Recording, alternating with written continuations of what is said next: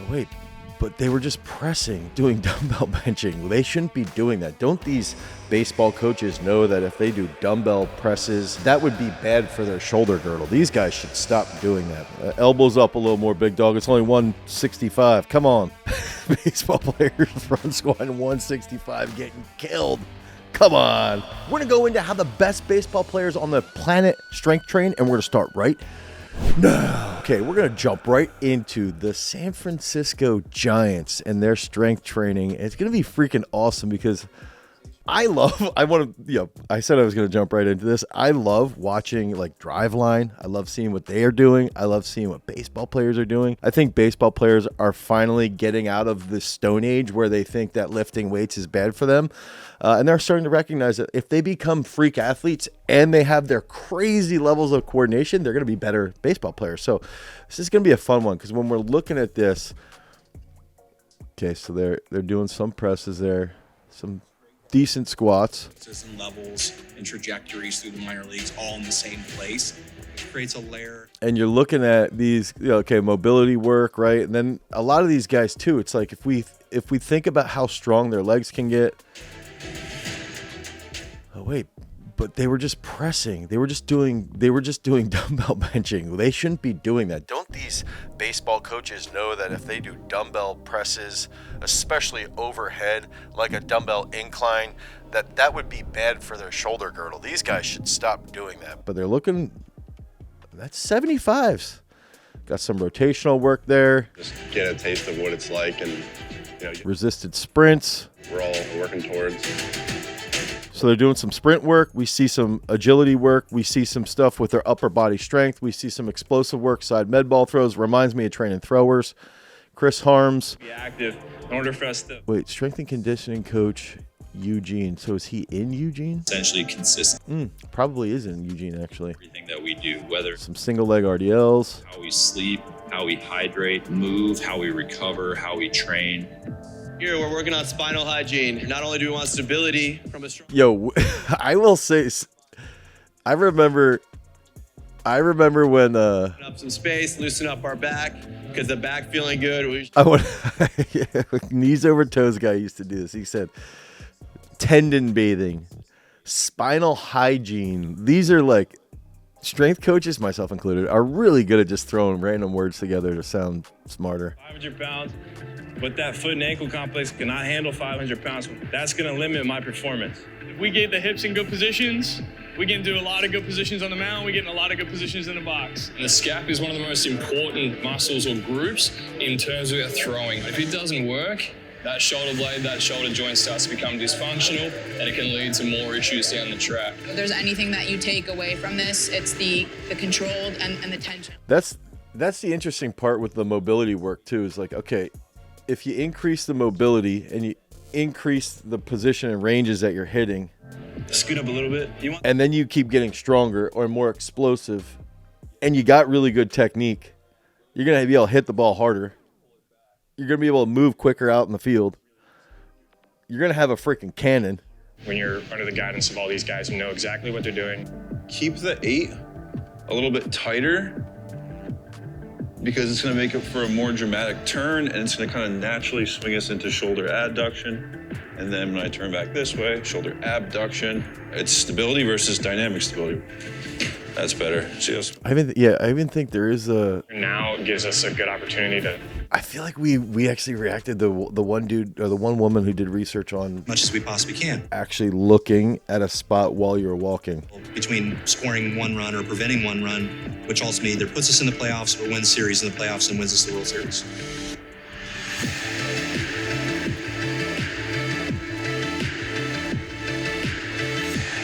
I think the thing is, in the past, people have thought like doing work like this and lifting, they don't go together. Easy, Kim.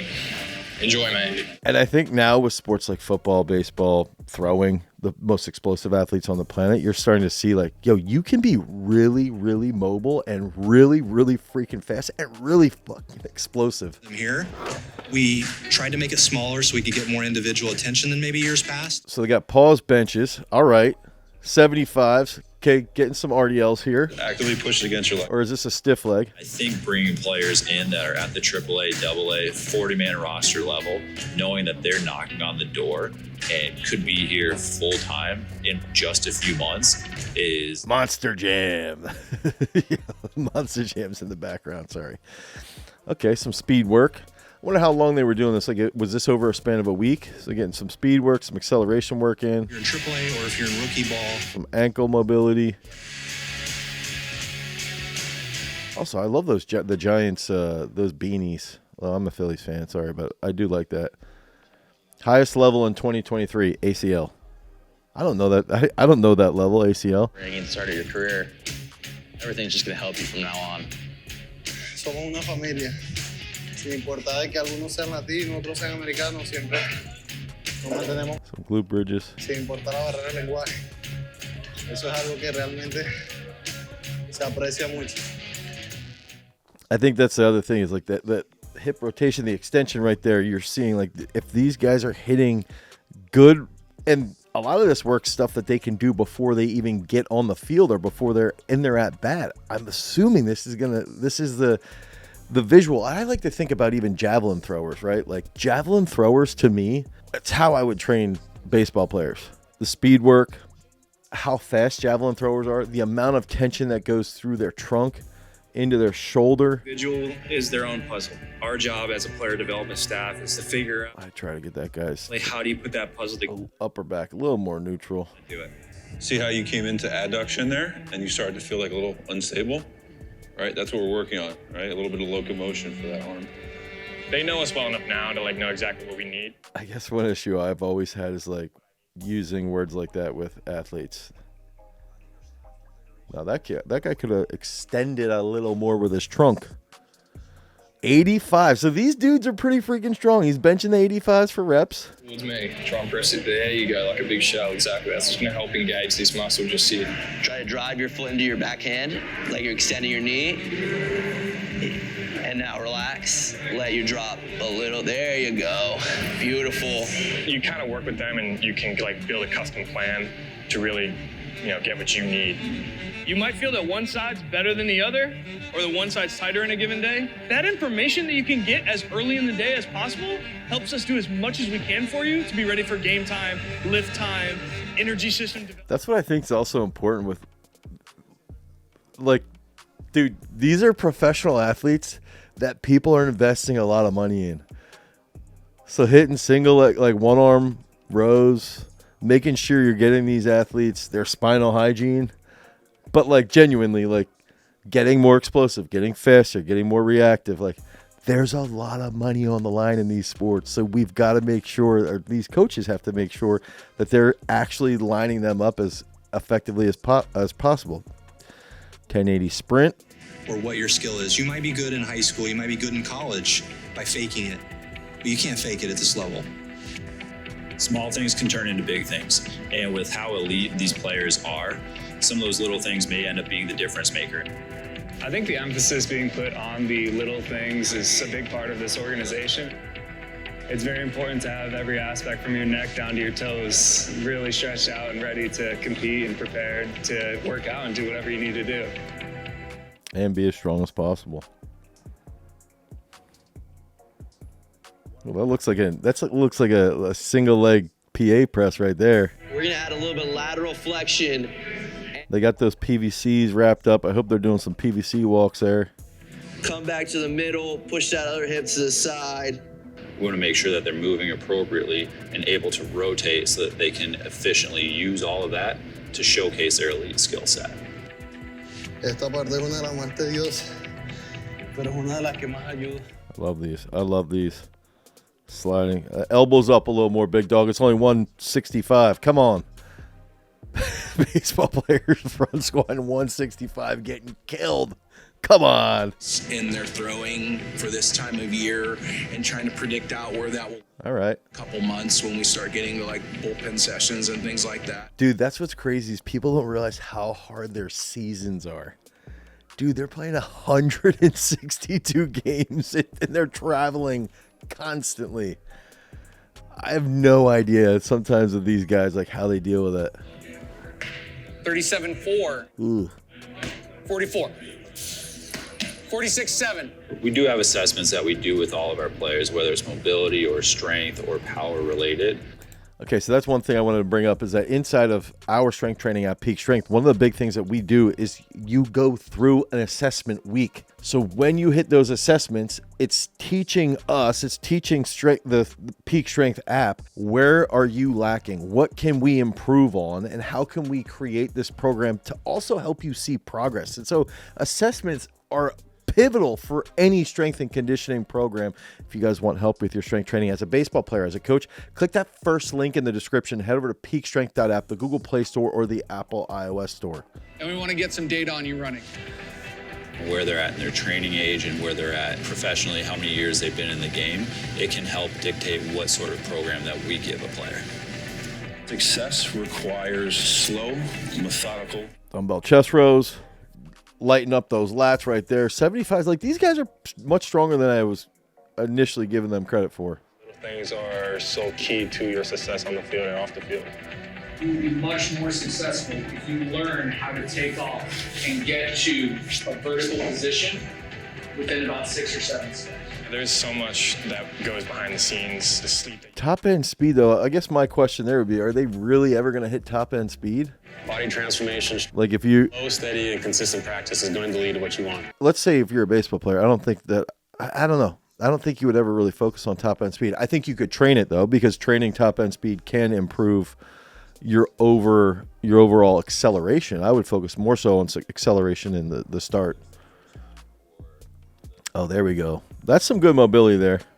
Dynamic here. Once we're done with that, position players, you guys are going to go over with Reese and Harms. After going from the complex to low A to high A, double A, well, it's big league. So it's like really, really cool to experience that. Makes me just want to be here for the summer, you know what I mean? Sinceramente está demasiado lindo, ¿verdad? Que estén gritando aquí, ¡El Casu! ¡Ey! From Maracaibo, Zulia, Stanley, Gracias.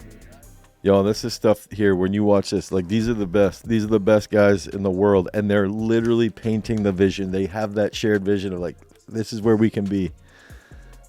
Imagine the stands chanting your name. Like, we gotta work to get back here. That's the stuff, dude. That's awesome. They have so much going on, and then they're trying to make sure they stay more than a day. I don't know what it's like to catch a ball with a third level of fans, or I don't know what the hitter's eye looks like, or I don't know what the locker room looks like, or where it's even at. Having that experience of being in the... And then you're in there, world champs 2010. Was it 2010? They won 2 or 3 in the teens, didn't they? The locker room was when I really noticed it. I was like, yeah, I really want to be here, and just how they treat you. I mean, it's a family here. Just to picture myself playing here and just imagine myself like hitting into the Maccabi Cope. It just motivates me to get here.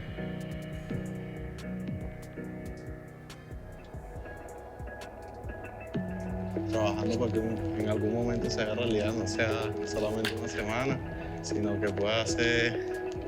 Learned a lot, learned how much you have in the tank. Okay, so this is my big takeaway here. If we're going to train baseball players, and we got to think through as a baseball coach, we want to work on mobility. We want to make sure their shoulder joint's stable. We want to increase their posterior chain, their trunk control. We're doing front squats. We're doing RDLs. We're going to be doing some type of explosive work. They're doing speed stuff, so we're doing acceleration. We're doing start work.